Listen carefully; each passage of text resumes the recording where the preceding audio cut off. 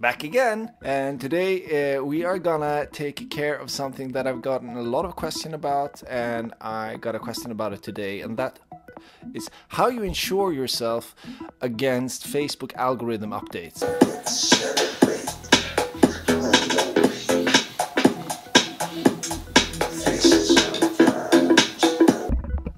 So the first thing you can do in order to insure yourself against Facebook algorithm updates is that you need to consider that a Facebook like isn't worth shit anyhow, because Facebook has always got control over it. Working online is not about building a lot of likes or following anywhere on anyone's platform, but it's about building network assets. And network assets are content, links, and people. Those are the only three things you need to collect from people, or you need to collect and get a lot of. I mean, and all your tactics should be driven towards doing those three things. So in order to insure yourself against Facebook algorithm updates, what you have to do is to bring people off of Facebook and then engage them in different activities that allows them to leave content or to link to you or to leave some kind of contact detail. That's the major reason. That's the major thing that you should do in order to insure yourself. The second thing you should do is that you should take those network assets and you should store them somewhere with a personality insight to them. And essentially the most important ones are mobile phone numbers and email addresses. And you should always make sure that when you ask for permissions, you also ask for permissions to scrape data about this email address or this phone number, because what you can do then is you can create profile groups. So when you need to motivate, for example, if you engage people to create content because you want to target conservatives, for example, then it's really good to turn to a group of conservatives to create that type of content, and not turn to someone who is super optimistic and opportunistic, because their content won't work. And you can collect that from a series of tools online. So make sure you ask for that permission, because then your collected data becomes really valuable. The third thing you should consider is to activate people outside of Facebook to get onto Facebook. It's much cheaper today to buy traffic via like Google's Google Display Network or through YouTube, and then drive that traffic to a website where you have clear call to actions, and you use challenges or versus messaging. You use that type of messaging in order to get people to get activated around your content, and then they share it into their feed on Facebook. That's much more fail-proof than, for example, posting something on your own wall. Also, having events, like physical events in a bar, having them at your annual report meeting, having physical events with strong people with big networks is much better. If you spend $10,000 on your Facebook ads per month, it's much better in terms of reach if you arrange an event for a fraction of that cost, and you invite people who will then be able to sponsor, or not to sponsor, but to share the story online. And how you do that, I mean, yeah. The fourth thing you can do is to start co-creating with people, and that you can do in many different verticals, like essentially any vertical that you're in.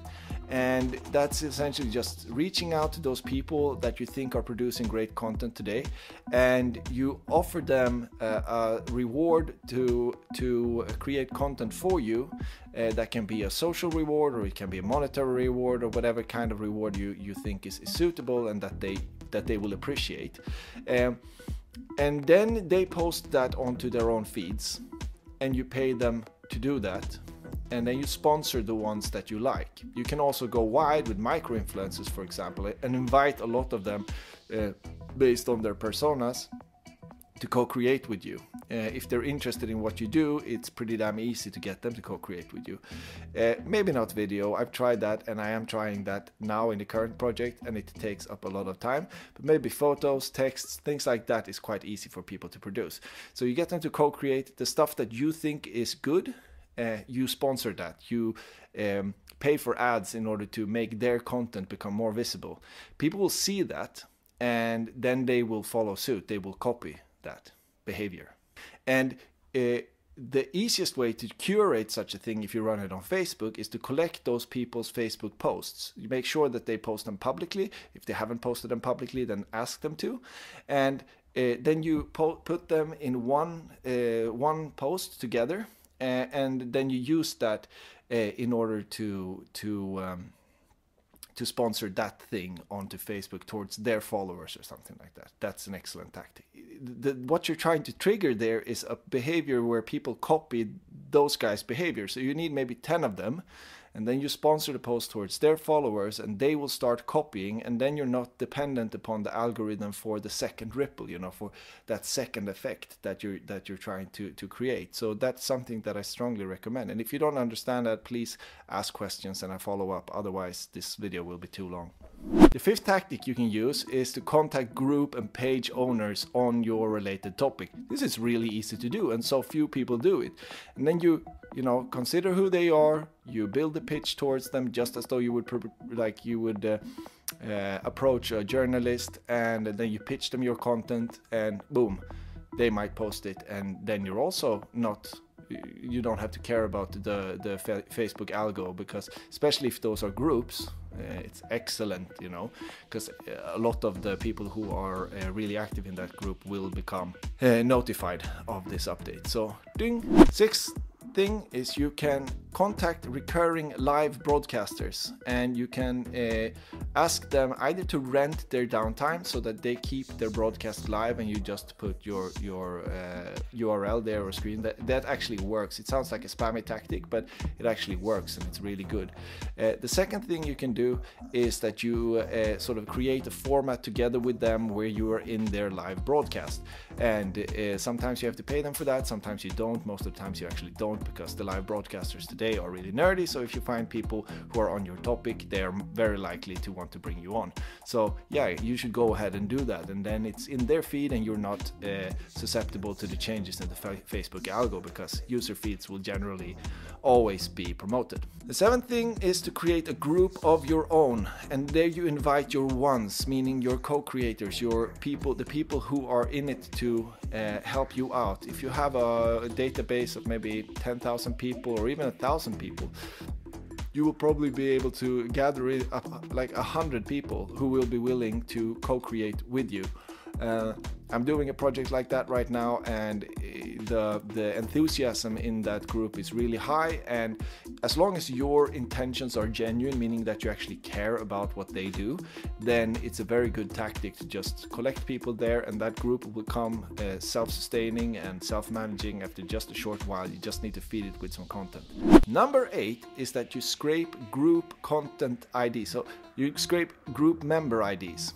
And the reason you do that is in order to find all the URLs of the members, and then you put them in a scraper, and you scrape all the links that they've posted onto their walls. You try to find the most popular sources, and then when you found the most popular sources, you then pitch those sources with some kind of news content that fits that specific source, because then it's highly likely that that person will see it, and then if it's a good article, they will share it. And then you're also less you don't have to care about the Facebook algo, because that's the user sharing a link to their wall. The way you can improve your chances to actually get noticed or to get published by this publisher is to tell them that you will sponsor their post with like $200 or something like that, just to bring it over the top, and it will be visible towards their followers, and that's a good thing, right? Just to get it kicked off. Right? The ninth thing you can do is to buy old office inventory for failed startups that are in your business. And because we have a lot of startups that are failing, 1 in 100 maybe succeed past 3 years, or I don't know really what the statistics are, but there are a lot of dead computers out there with really highly valuable, user insights on them, like email addresses, phone numbers, downloads, user behaviors. All of that data is really valuable to you if you have a already profitable service that you're selling. So to buy their failed operation, like all the computers and things like that, you can find really good treasures in there. It's like one of those American like shows where you buy those closed sheds or storage facilities, and you find old car in there, and you bought it for $100, you know, and yeah. Maybe not a very kosher thing to do, but it is a thing that you can do if you want to insure yourself against Facebook algo updates, because you get network assets that are invaluable to you. Then the trick, and what comes with some experience, is how you convert those into your opt-ins so that you can contact them again and again and again, and they will like it. That's the difficult thing in that, but yeah, I gotta keep something for myself, you know. Then the 10th thing is to get active in closed apps, open forums, Reddit. You know, there are several closed chat apps now that you can get into discussion groups. Get active there, become popular by engaging, by providing. That will create a following for you, and that you can convert into network assets. That's a really good tactic, and that's where we're heading. So you better get used to it, because that's the way of working in the future. So go ahead and do that. You will collect like 15, 20 contact details per day. That's enough in a year. That means that you have like 3,000-4,000 contact details, and that's, you know, amazing. Do you have 3,000-4,000 contact details that you can, you know, push to today? I don't think so. So it's a good investment to do, and it only takes like an hour, like an hour and a half per day, and you know, you spend that sitting silent in a meeting, and you can do that at the same time. So go ahead and do that. So those are the 10 things. And then there is the 11th thing actually, and that is to stop using Facebook for your marketing. I know that's not the answer, so I left it for last, because if I would have said it first, then you would have stopped watching, because you would have seen no value in continue watching. But I believe that stop using Facebook for your advertising is one of the best things you can do, at least for a month or something like that, because it takes you back to what the internet was before Facebook was available. And it gives you a lot of tools and a lot of tactics that are, you know, that you should use together with your Facebook thingies. I got off Facebook all December, and I wasn't allowed to be on Facebook to do any marketing, and that just opened up a whole new world to me in terms of marketing tactics and communication tactics. We don't want to call it marketing anymore, because marketing is ugly. Marketing has always been ugly, but yeah, you see my point. Get off Facebook for a while, and then you will be able to find ways to market yourself outside of Facebook, and that will be good for you. Right? So those are my top 10 advice on how to insure yourself against changes in the Facebook algo, so that you don't have to freak out the next time they update, because they will update again, even though their reach might not ever become lower than today, because I don't think it's possible. I still believe that you should listen in on these advice and at least try 1 or 2 or 3 of them out. And just as a means of practicing the sort of core foundation of any kind of marketing or growth or things like that, and that is collecting network assets, content, people, and the links between them. That's it. Okay? I hope you liked it, and if you did, you know, you hit the little thumb, or you don't hit it, you like use your mouse or your touchpad and you move your cursor to the thumbs up, and then you hit that thing, or you click it, because then that turns blue, I think, or red, I don't know, and that is a good thing, because that means that YouTube thinks my videos are good, and then, you know, more people get to see them. And maybe that's not a good thing.